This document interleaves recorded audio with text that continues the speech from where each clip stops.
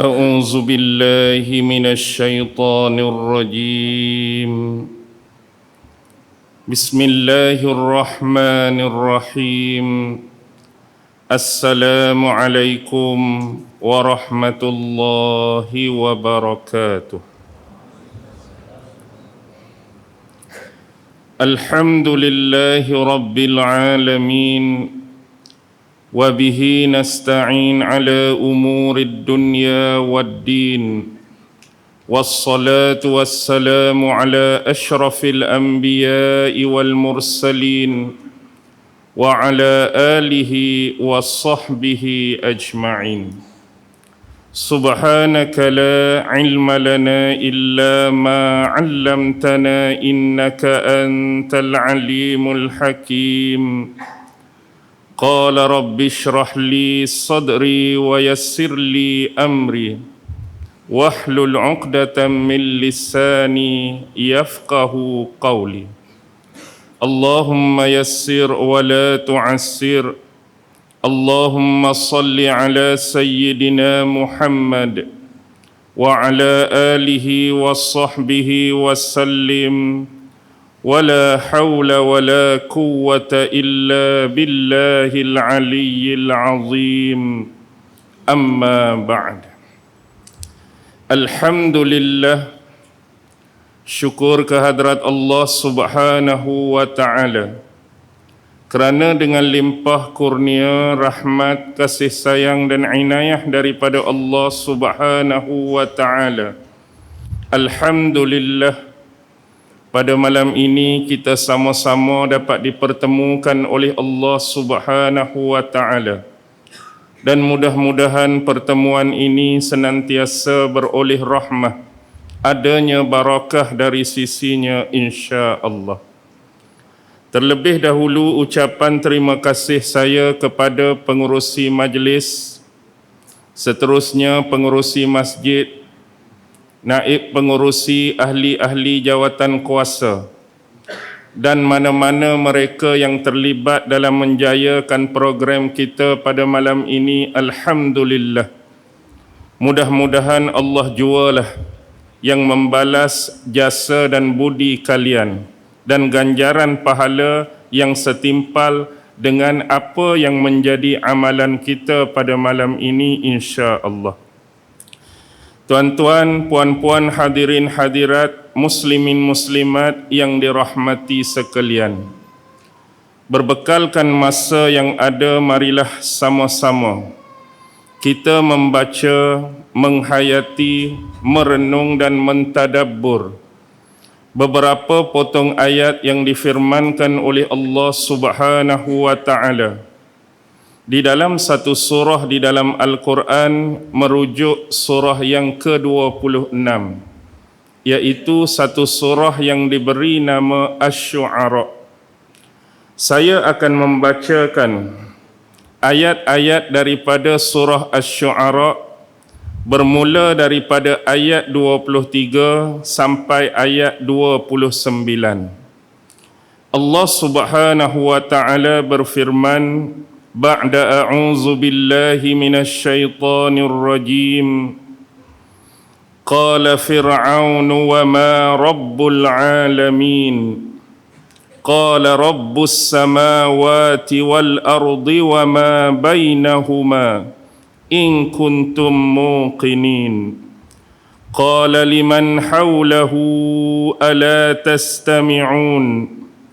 قال ربكم ورب آبائكم الأولين قال إن رسولكم الذي أرسل إليكم لمجنون قال رب المشرق والمغرب وما بينهما إن كنتم تعقلون قال لئن اتخذت إلها غيري لأجعلنك من المسجونين.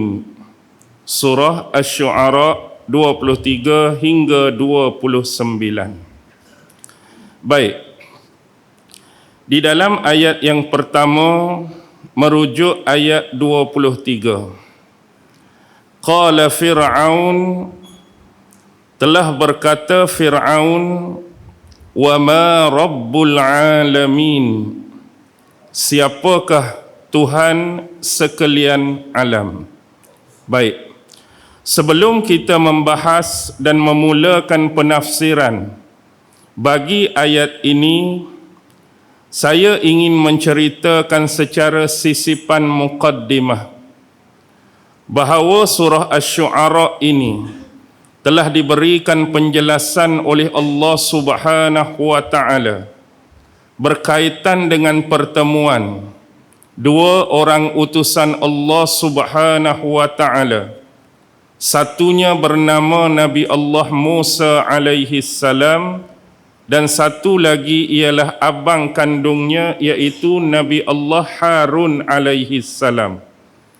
Mereka berdua telah diperintahkan oleh Allah Subhanahu wa Ta'ala untuk mendatangi bapa angkat Nabi Musa, iaitu Fir'aun, dengan tujuan untuk mendakwahkan Fir'aun kembali kepada agama yang sebenar, kembali mengenal kepada pencipta dan Tuhan yang sebenar, bukannya sekadar mendakwa, bukannya sekadar klaim bahawa dialah Tuhan yang layak disembah, yang layak dipuja, yang layak diikuti dan ditaati oleh penduduk-penduduk Mesir. Sesungguhnya Fir'aun telah jauh daripada jalan kebenaran. Dia telah mengikuti jalan kesesatan dan penyelewengan. Maka menjadi amanah dan tanggungjawab kepada Nabi Allah Musa dan Nabi Allah Harun atas perintah daripada Allah untuk mengembalikan Fir'aun kepada jalan yang sebenar, sekaligus menjadikannya beriman kepada Tuhan yang selayaknya disembah dan Tuhan yang selayaknya digelar sebagai Tuhan, bukannya diri Fir'aun itu sendiri. Dalam surah Asy-Syu'ara bermula ayat yang ke-10. Panjang perbahasan dia sampai ayat 68. Hampir ada 58 ayat yang mengemukakan hujjah-hujjah, mengemukakan dalil-dalil sepanjang pertemuan yang dirakam dan direkodkan oleh Allah di dalam surah ini. Dan kenapa bila ayat ni bermula dengan ayat yang ke-10, saya memulakan dengan ayat 23. Sebab bila menerima style jemputan seperti ini, kita tidak mempunyai ruang dan masa, kecuali kita mempelajarinya secara harian ataupun mingguan ataupun bulanan. Kerana pada ayat yang ke-23 adanya prinsip yang paling penting untuk kita fahami, iaitu tentang prinsip ketuhanan yang cuba diketengahkan dan didakwahkan oleh Nabi Allah Musa dan Nabi Harun kepada Fir'aun. Sebab itu permulaannya Fir'aun bertanyakan, wa ma rabbul alamin, siapakah Tuhan sekalian alam. Jadi untuk memahami isu-isu dan perbicaraan ini dengan baik, saya mengajak tuan-tuan kembali kepada dua ayat sebelumnya, iaitu ayat 16 dan ayat 17. Dalam ayat 16, Allah Subhanahu wa Ta'ala berfirman, fa'tiya fir'auna faqula inna rasulu rabbil alamin. Maka kamu berdua datangilah Fir'aun.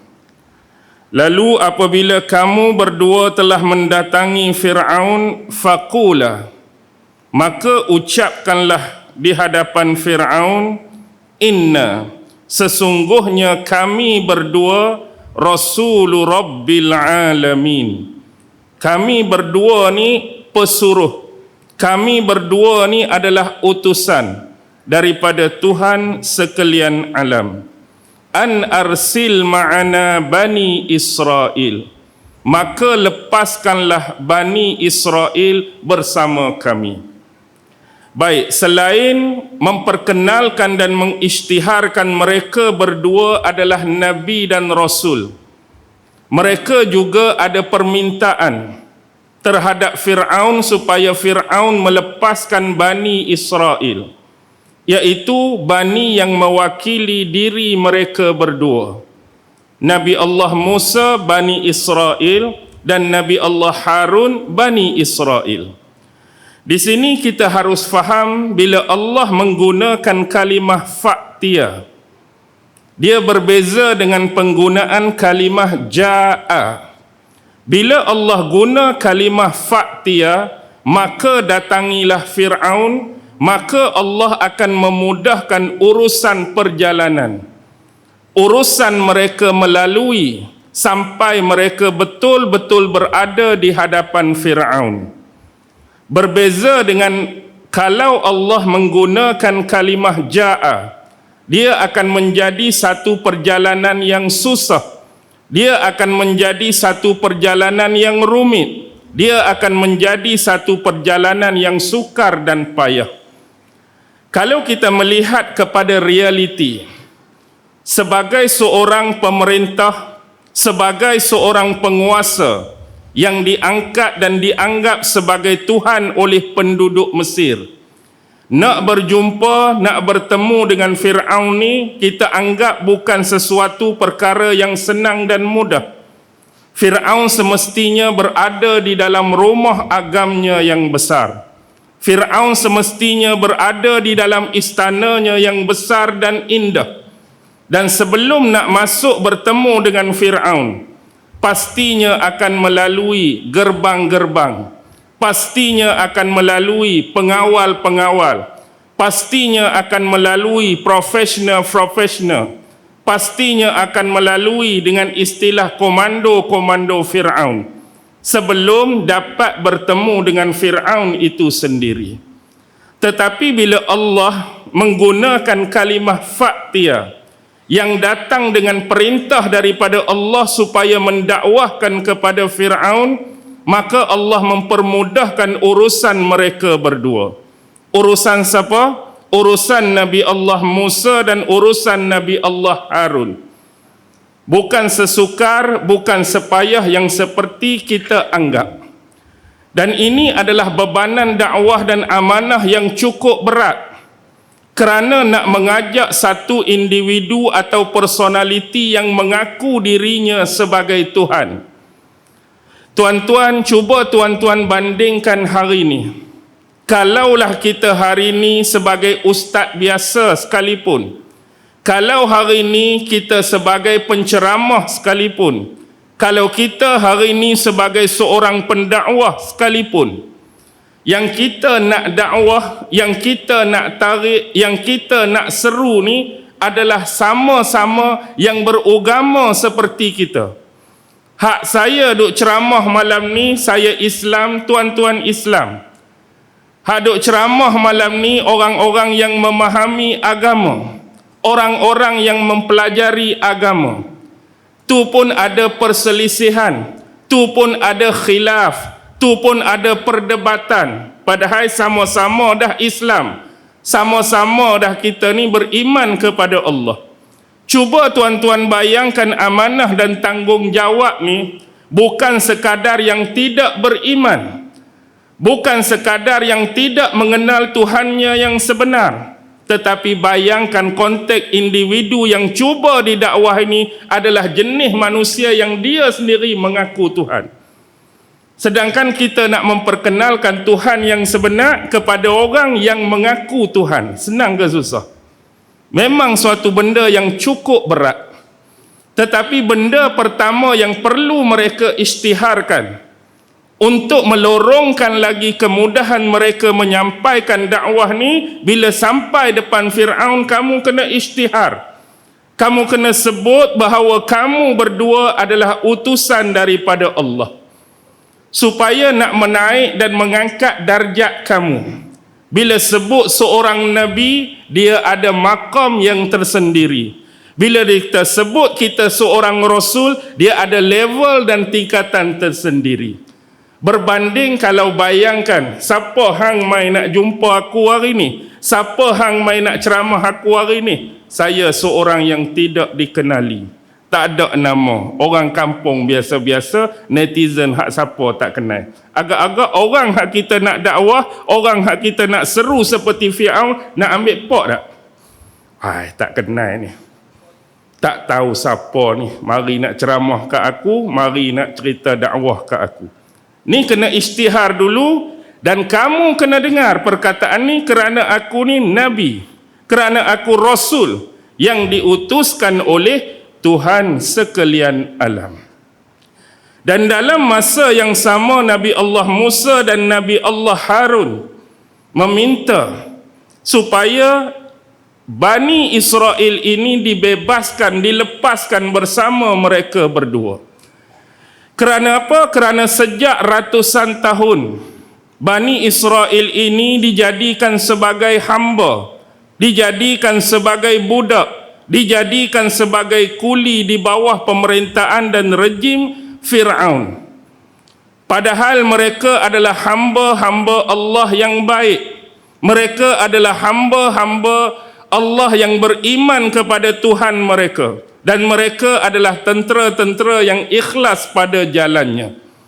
Tetapi sepanjang ratusan tahun, mereka telah mengalami penindasan, mereka telah mengalami penyiksaan di bawah sistem pemerintahan Fir'aun.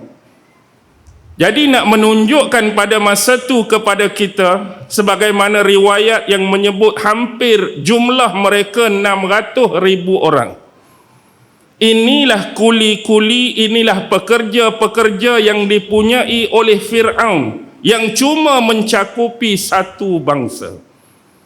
Kita belajar sejarah, kita belajar peradaban dunia, kita belajar tamadun. Kadang-kadang satu kuasa besar ataupun pemerintah agung, mereka juga mempunyai hamba-hamba dan kuli. Tetapi kebiasaannya hamba-hamba dan kuli ini datang daripada pelbagai ras, pelbagai bangsa, pelbagai warna kulit. Dia pemerintah, kadang-kadang hak ni kuli dia kulit putih, hak ni kulit sederhana, hak ni kulit hitam.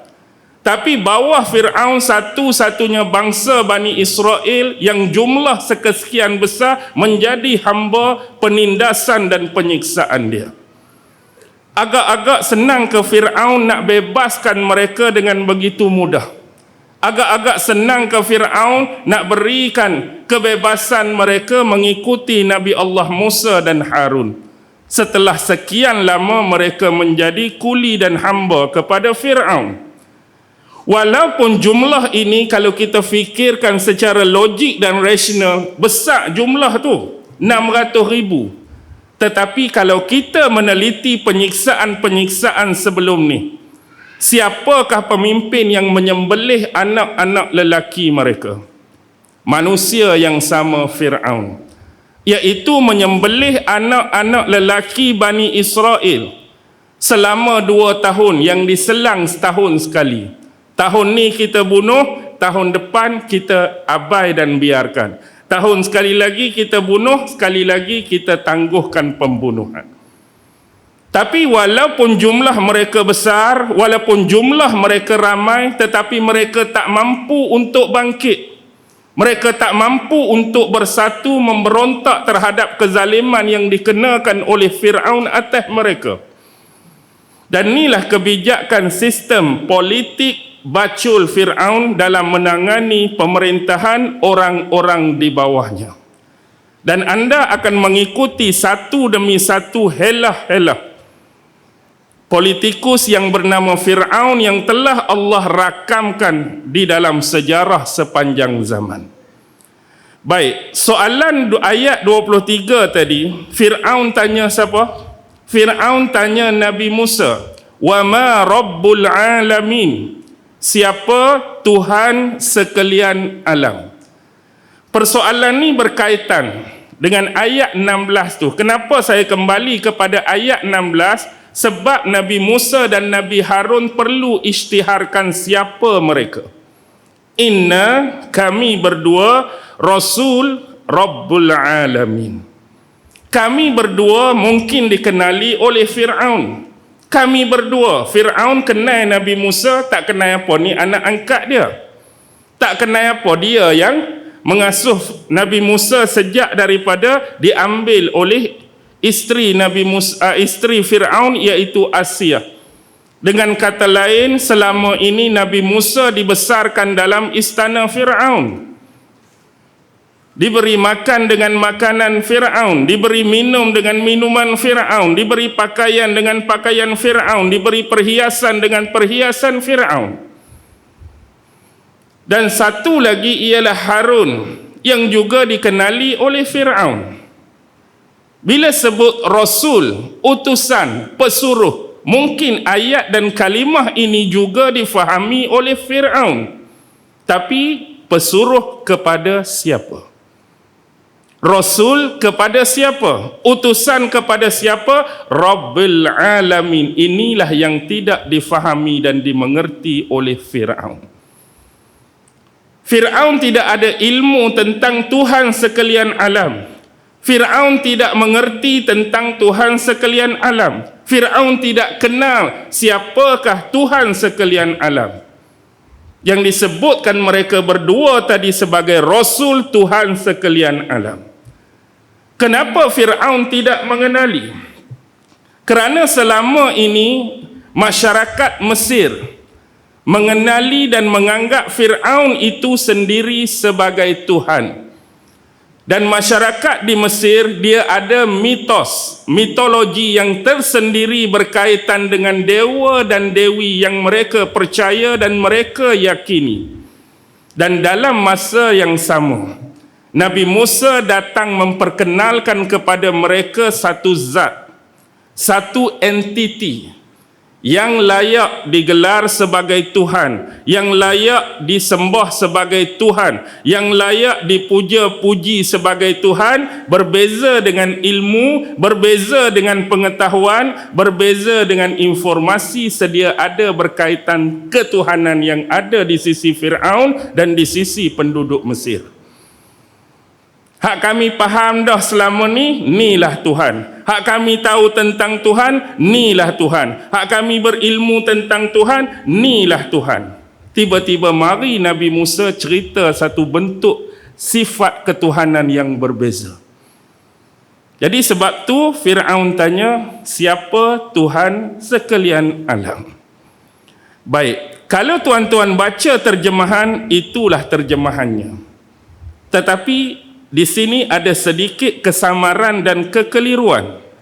Baik. Surah Taha adalah surah yang lebih awal daripada surah Asy-Syu'ara. Dalam surah Taha, Fir'aun pernah bertanyakan soalan yang hampir sama. Taha 49. Qala faman rabbukuma ya Musa? Siapakah Tuhan kamu berdua, wahai Musa? Dia tanya berdua tu termasuk Musa dengan Nabi Allah Harun. Baik. Di mana sisi perbezaan, di mana sisi kesamaran dan kekeliruan?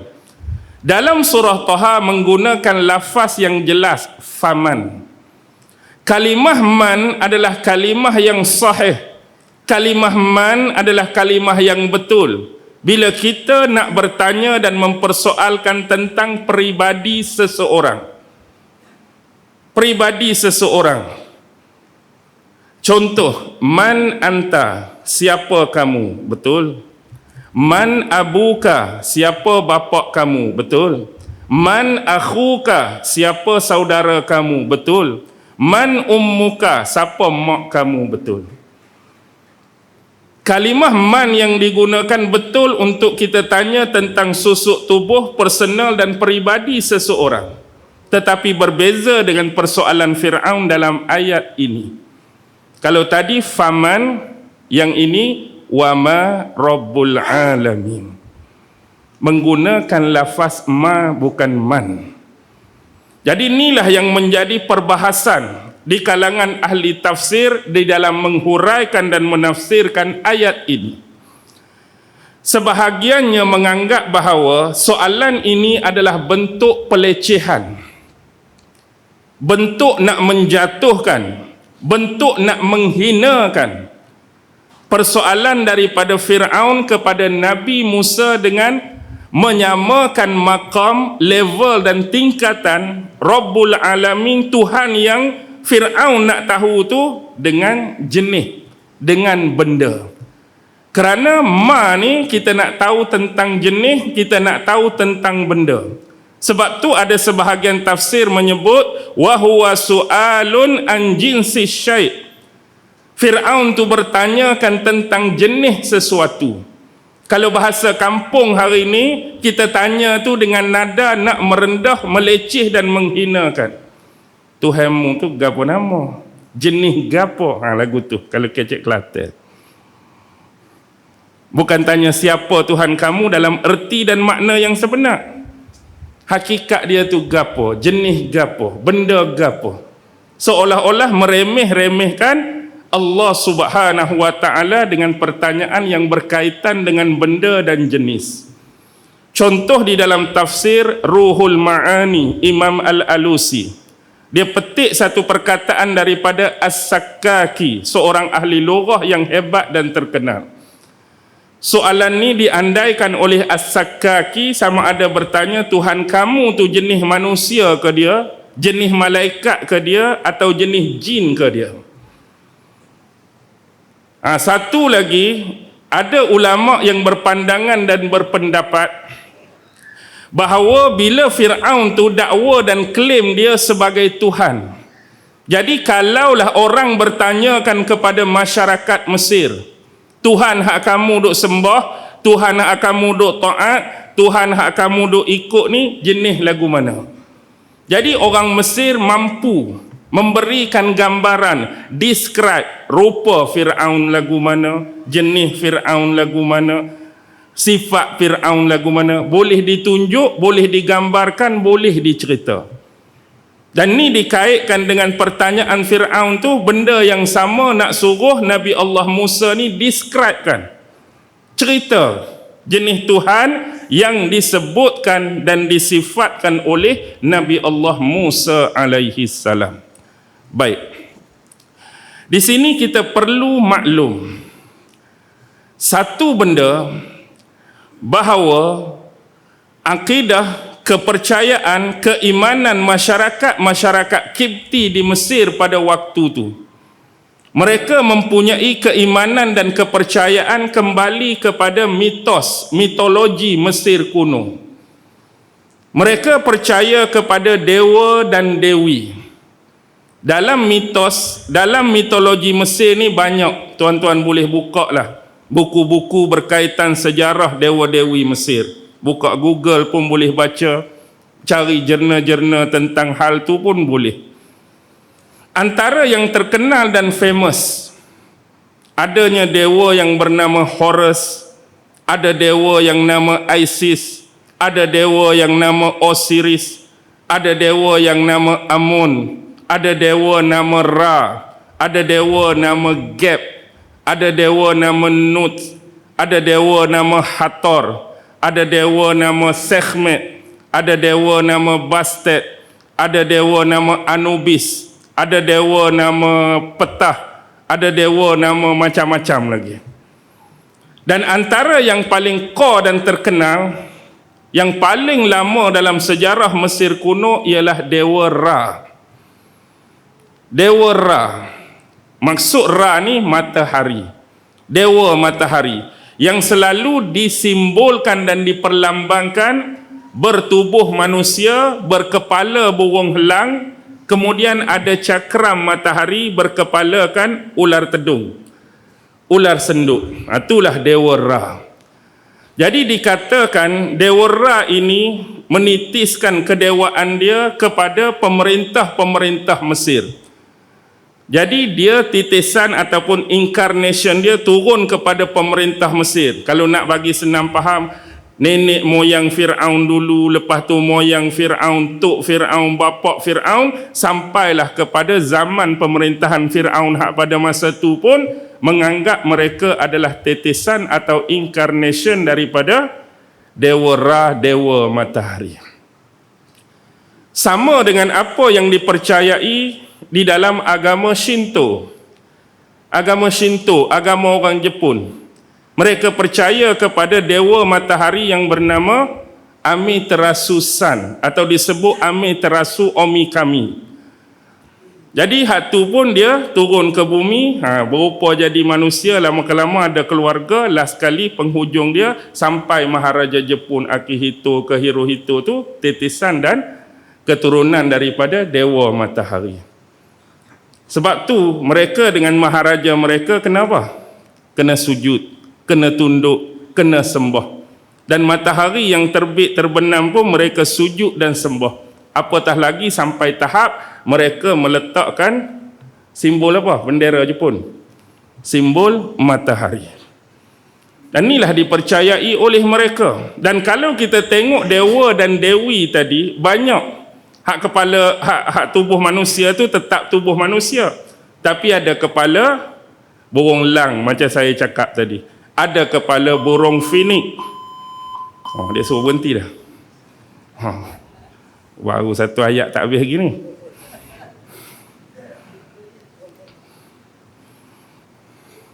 Okey, tu ya. Ada kepala lembu, ada kepala buaya, ada kepala singa betina, macam-macam lah. Mengikut tugas dan dia punya kapasiti masing-masing. Jadi kepercayaan, akidah, kepercayaan bangsa Kipsi ni dia tidak berpegang pada konsep satu Tuhan. Dia percaya kepada Tuhan yang banyak dan Tuhan yang berbeza serta ada pengaruh dan kekuatan masing-masing. Contoh hak ni dia kuasai langit ke, hak ni kuasai bumi ke, hak ni kuasai laut ke, hak ni kuasai ilmu pengetahuan, hak ni kuasai tanaman, hak ni kesuburan. Tu contoh macam-macam. Macam Dewa Ra matahari tadi, dia dikatakan sentiasa berlayar dengan perahu dia, dengan bahtera dia, tapi bukan belayak dalam laut macam kita, tapi belayak di udara. Seolah-olah perjalanan dia dimulai dengan terbitnya matahari. Seolah-olah dia sedang berlayar, bahtera dan kapal dia seumpama dia berlayar di atas sinaran pancaran matahari pada waktu siang. Dan sampai masa dia akan terbenam. Bila terbenam, dia naik perahu yang sama, bahtera yang sama. Kok mana pula? Kok bawah tanah, underground. Hak belah malam pula perjalanan dia. Nanti dia akan sentiasa bertempur, berperang, bergaduh dengan Apep. Siapa Apep ni? Apep ni dalam mitologi Mesir sebagai ular syurgawi yang menghalang laluan perjalanan dia hak underground bawah tanah. Bergaduh pula kawan tu. Tu contoh nak suruh faham. Jadi mereka ada kepercayaan-kepercayaan seperti ni. Dan bila Fir'aun itu dianggap sebagai Tuhan, titisan atau reincarnation daripada dewa-dewa sebelum ni, mari Nabi Musa nak cerita tentang zat, tentang entiti Tuhan yang amat-amat berbeza. Tambahan lagi, hak ni satu-satunya, the one and only. Tak ada jenis berbilang-bilang, tak ada jenis ta'adud, tak ada jenis banyak-banyak, tak ada jenis ramai-ramai, tak ada jenis dengan rupa tu, rupa ni. Jadi sebab tunya adanya pelecehan daripada soalan Fir'aun dengan kalimah ma tadi. Gapo nama Tuhanmu ni? Jenis lagu mana Tuhanmu? Sebab dia duk faham macam ni sebelum ni. Jadi orang yang macam ni, apa jawapan yang Nabi Musa bagi? Walaupun pada hakikat yang sebenar soalan ni adalah soalan yang liar. Soalan ni adalah soalan yang biadab. Soalan ni soalan yang tak perlu ambil pok pun. Contoh, bila kita sebagai orang Islam, kita ada landasan tauhid, landasan keimanan. Bila sebut perkara-perkara yang dinisbahkan dengan Allah Subhanahu wa taala, bila kita belajar tauhid, ada 4 benda yang asas, ada 4 benda yang teras. Pertama, yang ni jangan kacau. Yang ni jangan hurai. Yang ni tak boleh diterangkan. Yang ni jangan ceroboh, yang ni jangan langgak pagak. Apa dia? Yang berkaitan dengan zat Allah Subhanahu wa taala. Perkara yang berkaitan dengan zat Allah kita tak tahu. Hanya zat Allah sendiri yang mengetahui keadaan zatnya yang sebenar. Hanya dirinya sendiri yang mengetahui hakikat dirinya yang sebenar. Tak ada siapa tahu. Ini kita tak boleh masuk campur, kita tak boleh langgak, kita tak boleh ceroboh perkara yang berkaitan dengan zat Allah. Tapi yang kita boleh ajak, kita boleh hurai, kita boleh bincang, kita boleh terang, kita boleh describe hanya 3 benda. Pertama ialah yang berkaitan dengan nama-nama Allah. Yang kedua berkaitan dengan sifat-sifat Allah. Dan yang ketiga berkaitan dengan perbuatan-perbuatan Allah. Af'alullah. Pasal apa hak ni kita boleh cerita? Pasal apa hak ni kita boleh terang? Sebab Allah sendiri menerusi ayat-ayat Al-Quran. Firman-firmannya, bahkan dalam kitab sebelum ni pun 3 benda ni juga diceritakan oleh Allah. Nama dia, sifat dia dan perbuatan dia.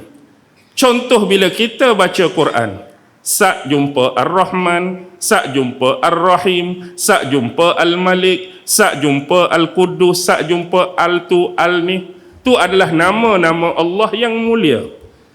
Kenapa yang kita boleh cerita? Sebab Allah cerita pasal nama dia. Begitu juga dalam hadis-hadis Rasulullah. Nama-nama yang tidak terdapat dalam 99 Asma'ul Husna. Dalam hadis kita bertemu dengan lafaz Ya Hannan, Ya Mannan. Hannan juga adalah salah satu daripada nama Allah. Mannan juga salah satu daripada nama Allah. Dan kita kena iktiraf kerana nama itu datang bersumberkan daripada hadis-hadis Rasulullah. Begitu juga dengan sifat. Sifat Allah. Apa dia? Kita jumpa yang menjadikan, kita jumpa sifat dia yang menghidupkan, baca sikit sifat dia mematikan, baca sikit sifat dia yang memuliakan, baca sikit sifat dia yang menghinakan, baca sikit sifat dia sebagai pemberi hidayah, baca sikit sifat dia yang menyesatkan. Kemudian perbuatan-perbuatan Allah dalam mengurus dan mentadbir alam semesta ni. Baik, yang dipersoalkan oleh Fir'aun tadi berkaitan dengan apa? Hak nombor 1 tu. Dia nak tahu jenis lagu mana, rupa lagu mana, cerita lagu mana. Dan hakikatnya kita tak boleh nak describe. Dan sebenarnya contoh ni dah ada pada diri Nabi Musa. Sewaktu pertemuan kali pertama Nabi Allah Musa dipanggil oleh Allah di atas Bukit Tursina. Antaranya secara praktikal. Bila nak berdepan dengan Fir'aun sekaligus pengangkatan sebagai Nabi dan Rasul, kena ada mukjizat. Jadi minta Nabi Musa lempak tongkat. Tongkat tu jadi ulat. Masuk tangan dia dalam baju, dalam jubah, keluar putih, berkilau, bercahaya. Selain daripada tu, apa yang berlaku? Nabi Musa meminta kepada Allah supaya mengangkat saudaranya Harun sebagai pembantu, sebagai wazir. Kerana Nabi Musa ni dia ada sedikit kelemahan, iaitu lidah dia, bicara dia ni tidak lancar, agak gagap. Jadi itu juga adalah kelemahan kita nak berdakwah. Kadang-kadang sebab kita nak berdakwah, bahasa kita tak lancar, bahasa kita tak elok, bahasa kita gagap, kadang-kadang orang mempermainkan kita. Orang merendah-rendahkan kita. Jadi kena minta Allah supaya mengangkat saudara dia Harun. Kerana Harun lidah dia lebih fasih, lidah dia lebih lancar. Jadi Allah mengangkat Nabi Harun sebagai wazir, sebagai pembantu. Dan kita jangan terlupa satu lagi permintaan Nabi Musa. Apa dia? Bukankah Nabi Musa minta nak tengok? Nak tengok siapa? Nak tengok Allah. Tapi apa yang Allah tunjukkan pada Nabi Musa malam tu?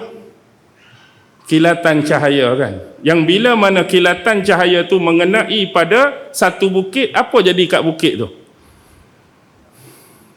Hancur, pecah, berkecai. Tu baru cahaya, salah satu makhluk Allah yang Allah tunjuk kena. pecah bukit tu, hancur bukit tu, berkecai bukit tu. Dan Nabi Musa sifat yang selalu digambarkan pada kita, seorang yang tegak, seorang yang bengih, seorang yang backing, seorang yang panas, seorang yang baran. Kejadian tu dia still relax ke dia sendiri pun pengsan? Dia sendiri pun pengsan. Tu tak tunjuk lagi tu. Nak abadnya tak boleh nak cerita. Tapi tetap kena bagi tahu dekat Fir'aun sebab ni dakwah. Takkanlah kerana soalan ni tak mampu dihurai, soalan ni tak mampu dijawab dengan hakikat Tuhan yang sebenar, Nabi Musa nak berpatah balik. Tidak. Tapi sekurang-kurangnya hak aku boleh bagi tahu ialah menerusi wahyu yang Allah wahyukan pada aku. Allah wahyukan ayat-ayat dan firman dia, Allah wahyukan Taurat pada aku. Jadi untuk kamu kenal Tuhan hak sebenar, aku kena cerita juga. Walaupun bukan sebagaimana permintaan sebenar kamu, hak aku boleh cerita ialah sifat dia. Lalu apa yang disebutkan oleh Nabi Musa? Qala Rabbus samawati wal ard wa ma bainahuma. Tuhan aku tu sifat dia apa dia? Pencipta. Pencipta 7 petala langit, pencipta bumi. Wa ma bainahuma, dan apa-apa yang berada di antara keduanya. Ni dalil apa kita sebut? Ni dalil akli. Dalil akli. Sebab dalil ni kalau kita belajar ilmu usul tafsir dia ada 3. Dalil akli, dalil nakli, dalil wahyi. Dan dalil akli ni dia ada 3 pula. Dia ada dalil akli afaki, dalil akli anfusi, dalil akli iktirafi. Dan ayat yang macam ni berkaitan dengan dalil akli afaki, yang berkaitan dengan penciptaan Allah terhadap alam semesta. Walaupun dia ni pecah 3, dalil akli afaki tu dia pecah 3 pula. Sudah kan? Dia ada ulwi, dia ada sufli, dia ada jawi. Ulwi itu apa? Hak atas. Maksudnya penciptaan Allah terhadap alam semesta, kalau nak bahasa mudah, kalau kita tak mau perinci panjang-panjang, daripada langit sampai arash. Ini hak atas. Lepas tu sufli, bawah, hadir di atas bumi tu. Tumbuh-tumbuhan, pokok, gunung, ganang, sungai, tasik, semua tu, itu kita panggil sufli. Dan dia ada al-jawi. Al-jawi hak tengah-tengah, hak kawasan angin tu. Bawah langit pertama, burung ke benda-benda hak terbang, tu disebut al-jawi. Jadi kenapa ni disebut dalil akli, afaki? Kerana menceritakan tentang penciptaan Tuhan terhadap alam semesta. Sebut sifat Tuhan aku tu sebagai apa? Al-Khaliq, pencipta. Kadang-kadang Allah tak guna Khaliq, Allah guna Fatir. Kita jumpa khalaqas samawati wal ard, kadang-kadang kita jumpa fataras samawati wal ard. Apa beza khalaqa dengan fatara? Khalaqa mencipta, khalaqa menjadikan. Kalimah fatara ni lebih sinonim dan dekat menyempurnakan penciptaannya. Khalaqa ni Allah buat benda tu, Allah create benda tu, Allah jadikan benda tu. Fatara lebih sinonim kepada menyempurnakan penciptaan benda tu. Okey. Bahasa mudah. Bila kita sebut sifat Tuhan sebagai penjadi atau pencipta, dia bukan berakhir dengan sifat tersebut. Tetapi sifat Allah ni dia sentiasa dekat, qarib, hampir dengan beberapa sifat yang lain. Contoh, kalau kita memahami tentang benda ni, kita iktiraf, kita mengaku Allah sebagai pencipta 7 petala langit, Allah sebagai pencipta bumi, Allah sebagai pencipta apa yang berada di antara keduanya. Bila Allah sebagai Al-Khaliq, dia auto masuk satu sifat lain yang disebut Al-Musawwir. Apa dia Al-Musawwir? Al-Musawwir, apa dia? Yang maha memberi rupa. Auto, contoh kita kata, siapa yang cipta malaikat? Allah. Siapa yang cipta jin? Allah. Siapa yang cipta kita? Allah. Siapa yang cipta haiwan binatang? Allah. Tu sifat dia sebagai Al-Khaliq. Tapi bila Allah mencipta, auto benda yang Allah cipta tu Allah bagi rupa. Kalau kata Allah yang cipta malaikat, ada rupa bagi malaikat yang Allah cipta tu. Kalau kata Allah cipta manusia, ada rupa bagi manusia yang Allah cipta. Kalau kita kata Allah cipta jin, ada rupa bagi jin yang Allah cipta.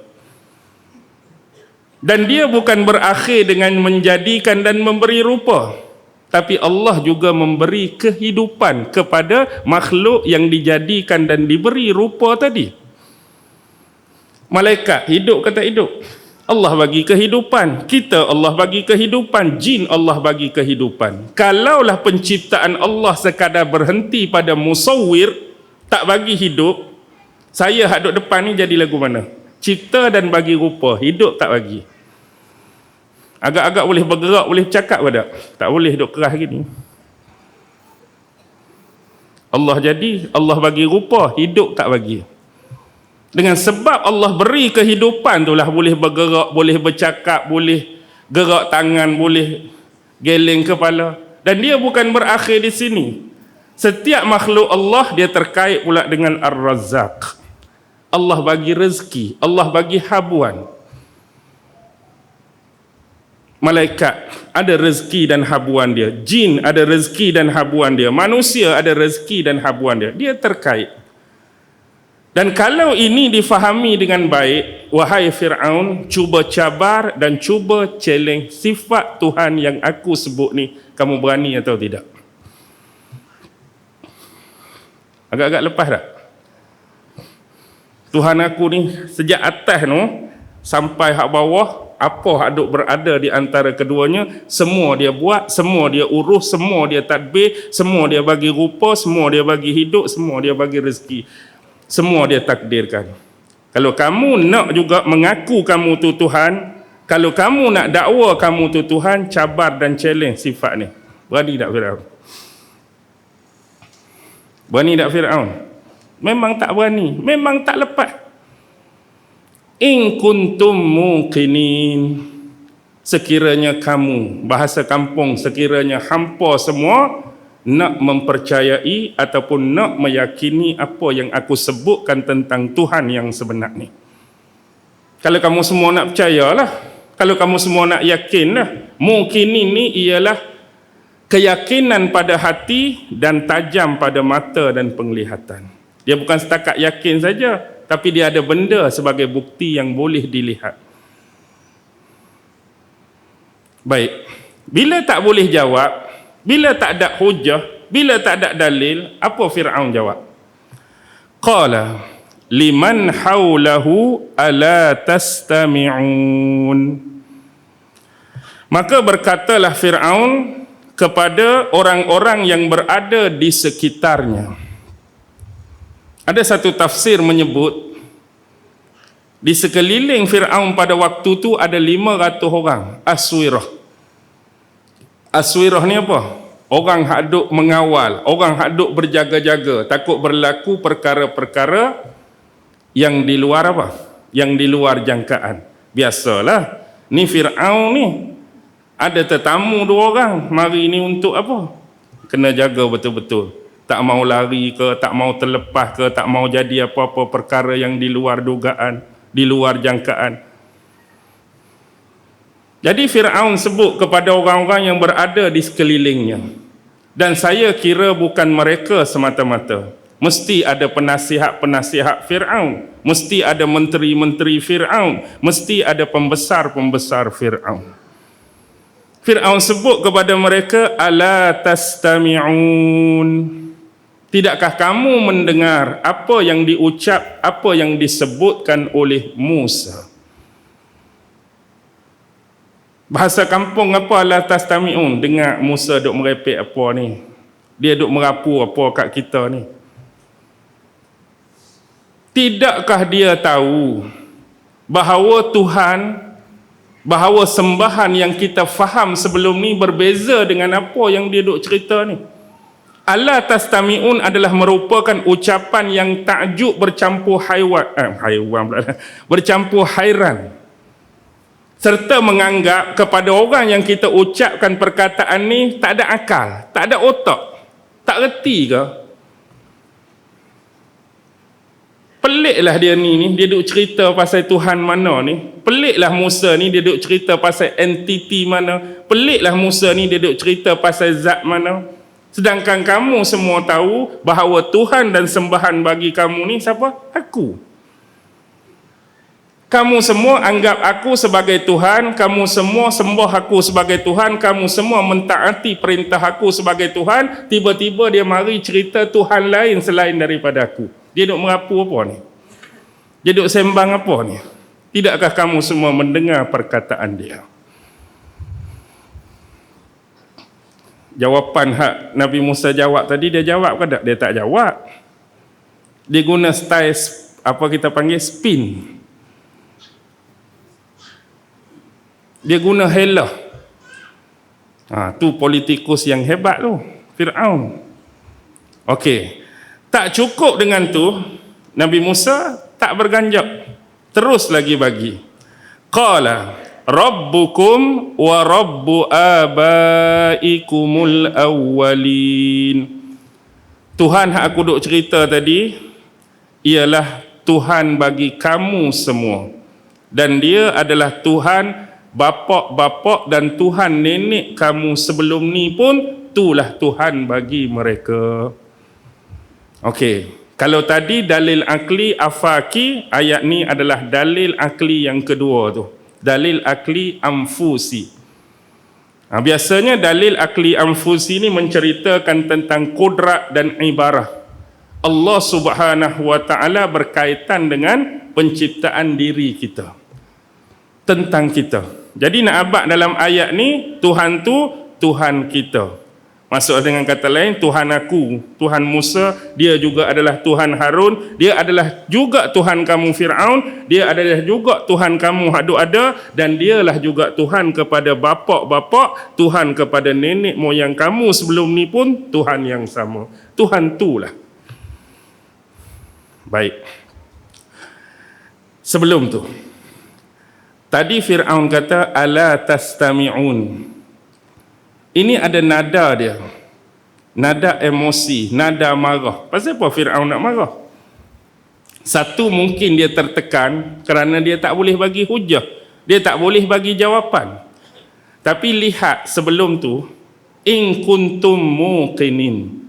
Sekiranya kamu semua nak yakin, sekiranya kamu semua nak percaya dengan apa yang aku sebut tentang Tuhan yang sebenar.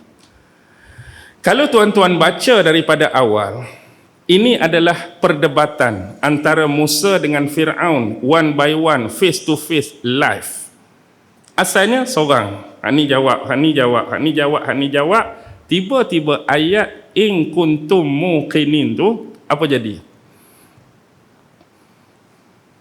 Tuhan aku tadi pencipta 7 petala langit dan bumi dan apa yang berada di antara keduanya. Kalaulah pernyataan ini khusus untuk Fir'aun seorang, face to face, one by one, dia akan guna kalimah apa? In kunta. Tapi di sini in kunta ke in kuntum? In kuntum. Gambaran ini seolah-olah Nabi Musa menyeret dan mengajak crowd yang ada, orang yang ada masuk sekali untuk menilai isu yang sedang diperdebatkan. Patut jawab dengan Fir'aun je. Tapi in kuntum muqinin. Kalau hampa semua nak yakin hak aku habaq, kalau hampa semua nak percaya hak aku habaq. Bila Nabi Musa heret, masukkan crowd, masukkan penonton, masukkan orang ramai sekali, Fir'aun pula tak boleh nak jawab, Fir'aun pula tak ada hujah.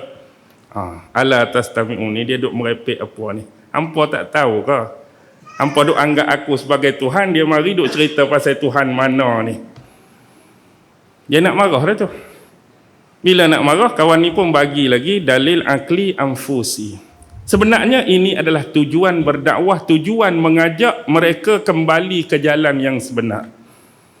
Kenapa Nabi Musa sebut macam tu? Kerana nak habaq sebenarnya apa yang dilalui oleh bapak-bapak kamu, nenek-nenek moyang kamu sebelum ni adalah salah dalam beragama, silap dalam bertuhan.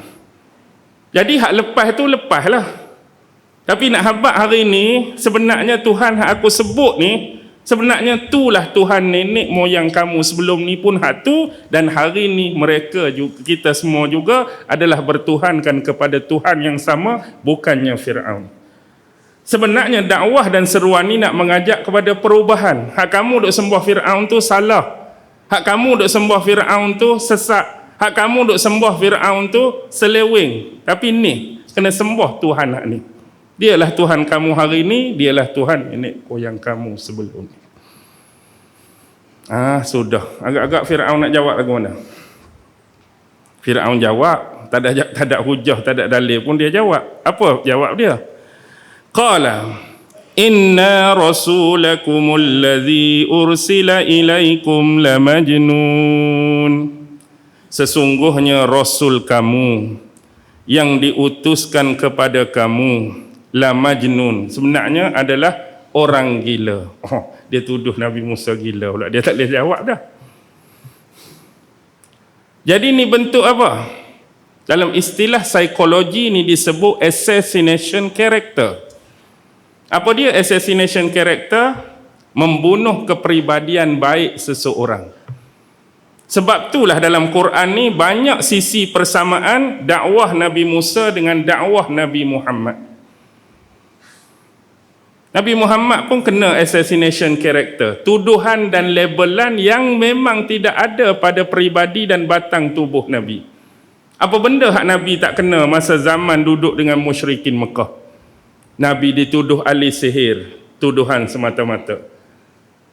Nabi dituduh gila perempuan, bernafsu tinggi terhadap perempuan sebab bini ramai, tuduhan semata-mata. Nabi ni ahli syair, tuduhan semata-mata. Nabi tu, Nabi ni, Nabi gila, Nabi kena rasuk dengan jin. Semua labelan dan tuduhan untuk mematikan sifat mulia yang ada pada diri Nabi. Tujuan assassination character ni nak membunuh peribadi Nabi supaya apa yang Nabi cakap orang tak mau dengar. Supaya Nabi cakap orang tak mau ikut. Supaya Nabi cakap orang menjauhkan diri daripada Nabi dengan menggunakan taktik tuduh dan label orang ni macam-macam. Tak boleh pakai tu, jangan hang duk dengar. Tak berguna langsung tu, tak ilmiah langsung. Tujuan tuduhan-tuduhan macam tu nak suruh orang jauhkan diri daripada individu yang dilabel dan dituduh. Kerana apa? Kerana Nabi Musa memberikan hujah dalil akli. Tuan-tuan, dalil akli ni apa? Dalil akli ialah dalil yang mampu dicerna dan diresap oleh mereka yang mempunyai akal yang baik dan sempurna. Dalil akal ni bila disebut dalil tu, semua orang yang ada akal, bukan hak gila, bukan hak sewil, orang hak sempurna akal dia bila dengar tu boleh yakin, boleh percaya. Dan dalil akli ni dia selaras dengan naluri dan fitrah yang Allah bagi sama pada setiap manusia. Maksudnya benda tu benda yang akal boleh terima, akal boleh cerna.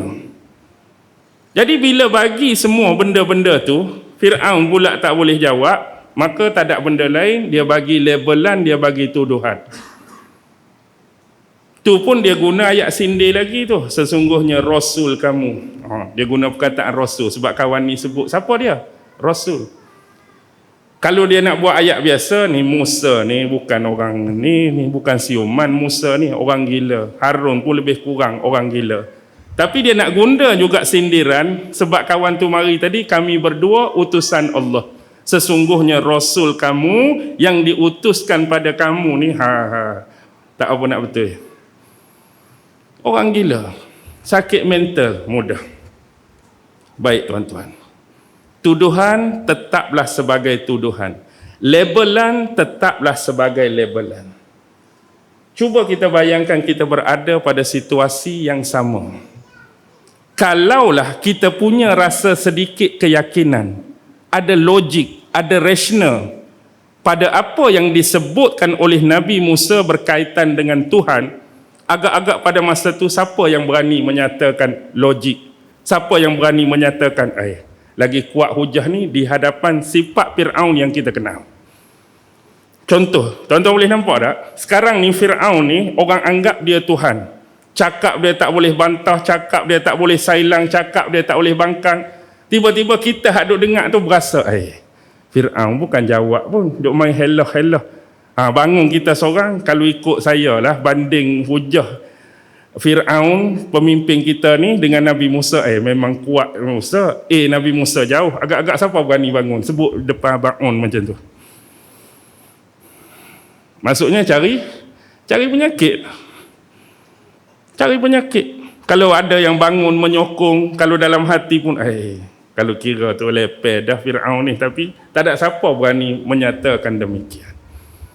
Dan tuan-tuan kena ingat, pertuduhan dan pelabelan sebagai gila ni bukan orang awam, bukan netizen yang tuduh. Siapa yang tuduh? Orang yang mengaku Tuhan, yang kita kata ada supreme, kuasa yang sebesar-besar kuasa duk tangan dia. Siapa yang boleh bangkang, siapa yang boleh sailang bila kawan ni kata orang ni gila, bagi aku dia tak gila. Siapa berani depan Fir'aun masa tu? Kalaulah Fir'aun kata gila, bagi aku dia tak gila, tapi kamu sebenarnya yang tak apa nak betul tu, siapa berani? Baik, ini boleh dijadikan hujah. Ini boleh dijadikan hujah kalau kita keluar sedikit daripada era yang sebenar. Kalau masuk era kita, benda yang sama boleh berlaku. Media massa boleh digunakan pada masa itu sebab yang memberi pertuduhan adalah pemimpin tertinggi. Tuhan bagi mereka, sembahan bagi mereka. Dengan kata lain, malam ni akan keluar TV1, TV2, TV3, dua orang yang bertemu dengan pemimpin kita sebenarnya adalah orang gila. Sekian TV3 pada malam ni. Jadi kita tengok nak kata apa? Siapa cakap tu? Pemimpin kita mesti betul. Raja kita mesti betul. Penguasa kita mesti betul. Tuan-tuan nampak tak benda ni? Baik. Bila itulah tuduhan yang diberi, kata apa pula? Mana tadi? Qala, sambung lagi. Rabbul masyriqi wal maghribi wa ma bainahuma in kuntum ta'qilun. Nabi Musa tambah lagi.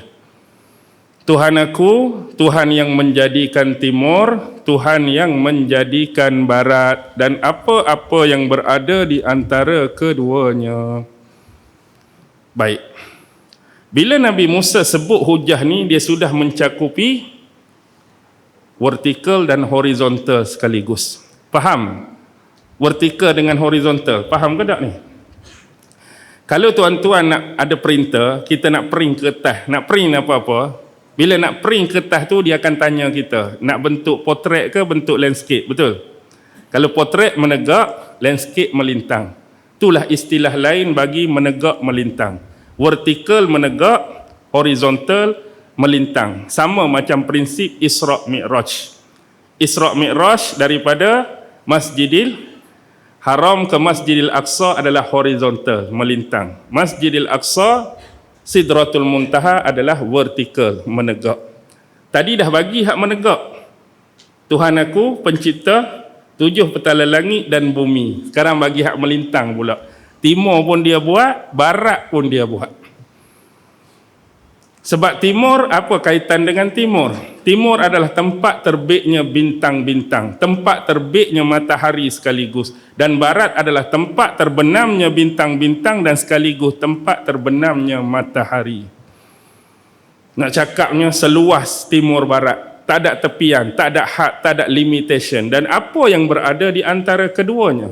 Dan kita kena faham menerusi perkataan ni, hanya masyarakat, hanya penduduk Mesir yang menganggap Fir'aun sebagai Tuhan dalam limitation sempadan geografi. Kita kata kalau ada negara jiran Mesir pada masa tu, belah ni, jiran Mesir, adakah mereka juga menganggap Fir'aun hadut Mesir ni sebagai Tuhan mereka? Tak. Kalau sempadan belah ni, adakah mereka menganggap Fir'aun yang dianggap Tuhan oleh masyarakat Mesir Tuhan juga bagi mereka? Tak. Orang lain tak anggap Tuhan, tapi Fir'aun penganggapan dia sebagai Tuhan dalam lingkungan yang sempit. Setakat negeri Mesir je anggap dia Tuhan. Tapi Tuhan aku ni Tak ada sempadan, tak ada limitation. Sejauh timur, sejauh barat, dialah Tuhan, pemilik kedua-dua sisi dan sudut ini. Hak mana-mana pun, termasuk hak Fir'aun mengaku dia ni Tuhan dalam wilayah ni pun, hak Tuhan aku juga. In kuntum ta'qilun. Kalaulah kamu mempunyai akal fikiran. Kalau kamu ada otak, bahasa kampung. Ayat ni ayat makan dalam, ayat ni ayat cengkam. Ayat ni tak perlu laung.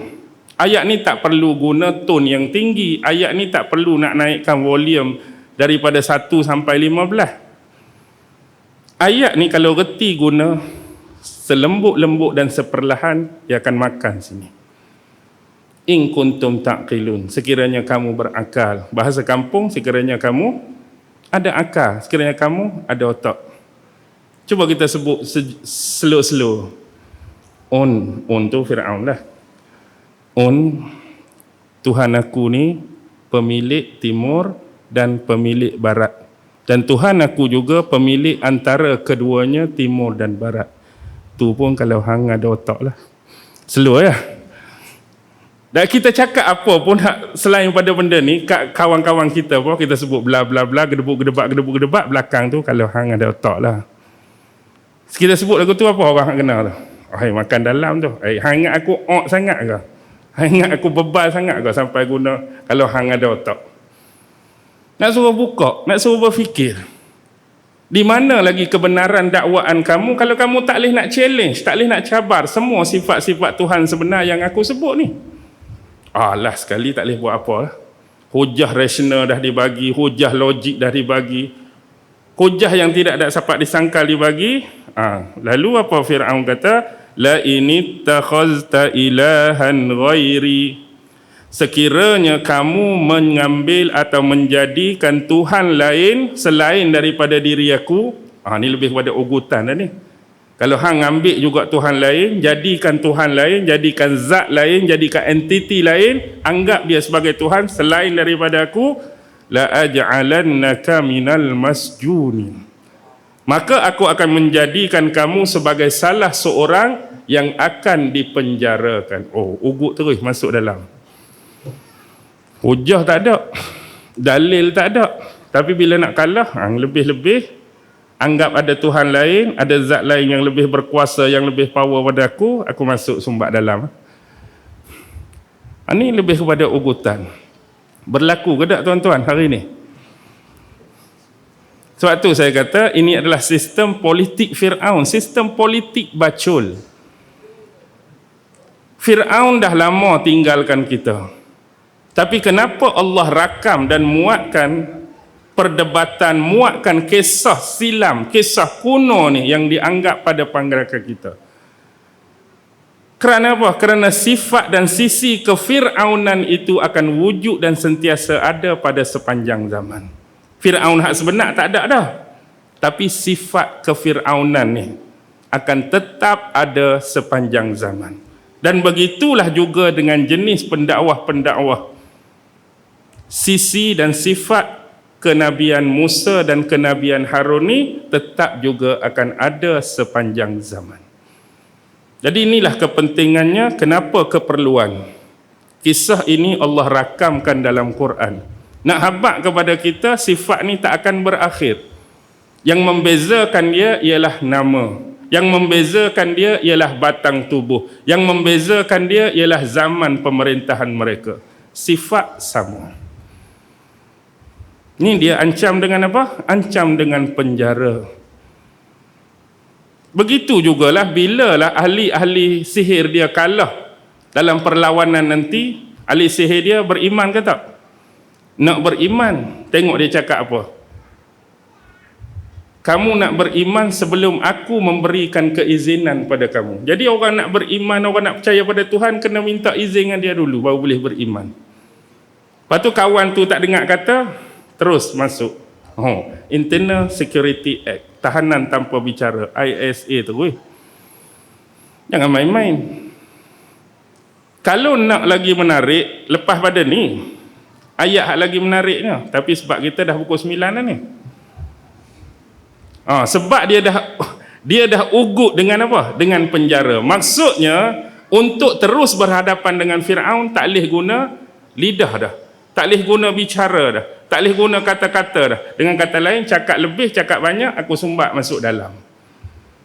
Nanti ayat seterusnya, dia kalau drama malam-malam kita tengok, dia adalah, dia tunjuk sikit hak siri minggu depan tu, tapi tak panjang lah, seminit, 2 minit. Hak menarik minggu depan. Nanti, bila dah tak boleh guna hujah bicara, hujah dialog, Allah perintahkan pada Nabi Musa, sebab kamu tadi isytihar apa? Rasul. Maka aku bekalkan kepada setiap Rasul tu mukjizat. Nabi Musa tanya, adakah kamu akan penjarakan juga aku kalau aku tunjukkan bukti nyata yang lain? Dah aku bicara tak boleh dah. Kamu nak sumbat dalam dah. Aku nak tunjuk sebab aku Rasul, aku ada mukjizat. Kalau kira tu, Firaun akan tetap kalah. Tapi sebab dia tengok tak ada apa benda-benda besar yang ada pada Nabi Musa pada waktu tu. Koman-koman pun kita boleh bayangkan Nabi Musa cuma pakai jubah, pegang tongkat dia saja. Dia nak tunjuk mukjizat apa ni, tak ada apa ni. Bila tak ada apa, kalau kamu nak tunjuk sangat, tunjuklah sekiranya kamu tergolong di dalam golongan orang yang benar. Ni action punya cakap ni, dia kalah dah sebenarnya. Biasanya ni banyak berlaku pada kita hari ni. Dia kalah hujah, dia kalah debat, tapi dia akan guna ayat macam ni. Kalau hang rasa hang betul, hang tunjuklah. Padahal dia tu kalah dah. Begitu juga Firaun tuju pada Nabi Musa. Datangkan benda yang kamu keterangan tu sekiranya kamu orang yang benar. Padahal memang dah Nabi Musa benar dah. Lempak tongkat lah jadi ular, tangan dah apa semua. Firaun takut tak? Bukan kata orang ramai tu takut, Firaun pun takut. Tengok, Allah telah mengalihkan rasa takut manusia terhadap Firaun sebelum ni, dan Allah telah alih rasa takut tu manusia terhadap apa? Ular yang berada di hadapan Nabi Musa. Allah dah cabut rasa takut orang terhadap Firaun, Allah alihkan situ. Firaun sendiri pun takut. Ular tu berbeza ketika praktikal. Praktikal bila? Atas Bukit Tursina tu ular tu tak berapa besar. Jadi ular juga tak besar. Ni lagi besar. Dan dia jadi faiza hiya su'banum mubin. Bila sebut faiza, lempak tu tiba-tiba auto jadi ular terus. Bila Allah guna faiza, dia bukan kata lempak tongkat kepala dulu, kepala tongkat dulu jadi ular, tubuh tu kayu lagi, tak. Dia tak jadi sikit-sikit, tak hujung tu baru jadi ular penuh. Faiza ni pak lempak bro ular terus. Tak ada kata sikit-sikit. Kalau Atromentaro tu lain. Atromentaro dia pakai spek tu jadi sikit-sikit titik lagu tu. Ni nak kena maki pula aku ni. Pandai-pandai hujung-hujung nak habis dah padahal ni. Keluar oleh Atromentaro kena pula. Tapi nak suruh tuan-tuan faham lah tu. Nak suruh tuan-tuan faham. Baik, lepas pada tu Firaun guna hujah apa? Dia gunalah hujah-hujah lain pula. Dia kata, okey, tak apa dulu, kita tangguhkan dulu urusan dia. Dia ingat dia boleh menang. Jadi dia tanya pendapat siapa? Pendapat pembesar-pembesar dia. Kita nak buat lagu mana ni? Tangguh dulu, kita utuskan orang-orang pi cari ahli sihir, kita kumpulkan, tetapkan satu waktu, satu hari, satu masa, kita berlawan. Lepas tu orang-orang pula, mestilah siapa suruh kumpul ni? Tuhan kita lah, pemimpin kita Firaun. Mesti semua nak. Kalau menang agak-agak dalam kepala dapat apa? Macam-macam lah. Datuk ke apa ke, label ke, jumlah duit apa sekian. Kalau kita menang. Maksudnya dalam bahasa yang mudah, dia cari cyber trooper dia. Kumpulkan cyber trooper kita. Kita akan lawan dua orang ni. Lepas tu dia guna pula hujah kenyataan dia. Sesungguhnya dia akan menggunakan sihir dia ni untuk mengusir kamu keluar daripada tanah air kamu sendiri dengan sihir dia. Ni ucapan Firaun. Ucapan Firaun ni berbau apa? Berbau nasionalisme, berbau kenegaraan. Semangat patriotik. Seolah-olah Nabi Musa ni dituduh dianggap sebagai terorisme. Oh, rupa-rupanya dia lama, tak ada, dia lama lari tu dia pergi belajar sihir. Dia jadi ahli sihir yang terkenal. Dan dia akan guna sihir dia untuk mengusir kamu semua keluar daripada bumi Mesir, bumi kamu sendiri. Sebab itulah dia minta pada aku di awal tadi, Bani Israel suruh lepas pada dia. Oh, rupanya dia nak bina kekuatan. Dia nak bina rangkaian dia, dia nak guna sihir dia, halau kamu keluar. Kalaulah dia berjaya menjatuhkan kerajaan ni akan jatuh. Tanah air kamu akan jatuh. Dia akan naik jadi pemerintah. Bila dia naik jadi pemerintah, aku pun akan jatuh. Kamu semua menteri-menteri sebelum ni siapa duk bayar gaji? Oh, aku duk bayar gaji, naik dia sudah habis kamu semua. KWSP tak dapat, tu tak dapat habis semua. Naik dia, tengok dia hujah umpan hak dia guna. Padahal tak ada kena-mengena pun sihir dengan Nabi Musa, tapi dia cakap ni. Dia akan menggunakan sihir dia untuk mengusir kamu. Dia guna kenegaraan, nasionalisme dia. Kalau jatuh aku, jatuhlah kerajaan Mesir, jatuhlah orang Mesir, orang lain yang akan ambil kerajaan ni. Orang lain yang ambil tanah air kita. Kamu semua nak kerja dengan siapa, kamu nak akan gaji dengan siapa, adakah kita akan jadi kuli pula. Jadi orang akan takut lah. Guna hujah macam tu. Jadi dia sebenarnya nak tarik sokongan tu pada dia, nak suruh orang sokong dia. Sebab tu saya kata akan datang tu lagi menarik. Sebab tu jemputlah sekali lagi. Baru dia ada sambungan dia tu. Panjang lagi ni. Sebab tu saya kata sampai 68. Jadi saya berhenti di sinilah. First time tak apalah. Mudah-mudahan tuan dapat dah gambaran dia. Kenapa kisah ini dirakamkan oleh Allah. Dialog ni dirakamkan oleh Allah. Jadi nak jadikan sebagai faedah, iktibar, pengajaran.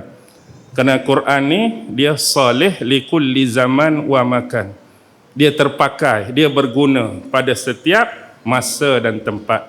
Dan ilmu dalam Al-Quran ni merangkumi ilmu umat-umat terdahulu, ilmu masa kita dan ilmu masa akan datang. Cuma pandai-pandailah kita menisbahkan dan integrate ilmu tersebut di dalam waktu dan zaman kita. Bukan kekal jumud, bukan kekal dia beku pada penceritaan pada era mereka, tapi nak bawa ibrah dan pengajaran yang baik pada zaman kita. Jadi saya berhenti di sini. Mudah-mudahan ada sedikit faedah manfaat bersama, terutama kepada diri saya yang bercakap dan berbicara. Seterusnya mudah-mudahan juga ada faedah untuk tuan-tuan dan puan-puan sekalian yang hadir pada malam ini. Yang baik tetaplah datang daripada Allah, yang lemah dan kurang datang daripada diri dan peribadi saya sendiri. Wabillahi taufiq wal hidayah. Wassalamualaikum warahmatullahi wabarakatuh.